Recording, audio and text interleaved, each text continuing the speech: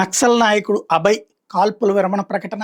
అబ్బాయి ఆయన చేసింది ఆయన వ్యక్తిగతం, ఆయన్నే మేము లొంగిపోమ్మంటున్నాం అంటూ జగన్ వీళ్ళందరూ కలిపి చేసిన స్టేట్మెంట్. నక్సలైట్లోనే ఓ పక్కన దాని మీద లొంగాలా, తగ్గాలా, నెగ్గాలా, పోరాడాలా, వదిలిపోవాలా, లేకపోతే సరెండర్ అయిపోవాలా, ఇలాగా కథ నడుస్తుంది.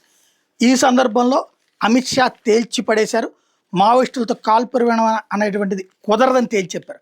ఆపరేషన్ బ్లాక్ ఫారెస్ట్ నిలిపివేయాలని కాల్పుల విరమణకు తాము సిద్ధంగా ఉన్న మావోయిస్టులు 15 రోజుల క్రితం ప్రతిపాదించిన నేపథ్యంలో అమిత్ షా స్పందించారు.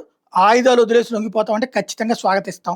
ఆయుధాలు విడిచిపెట్టిన వాళ్ళ మీద భద్రతా బలగాలు ఒక్క తోటా కూడా పేల్చబోవు, నేను హామీ ఇస్తున్నా అన్నటువంటి విషయం తేల్చి చెప్పారు.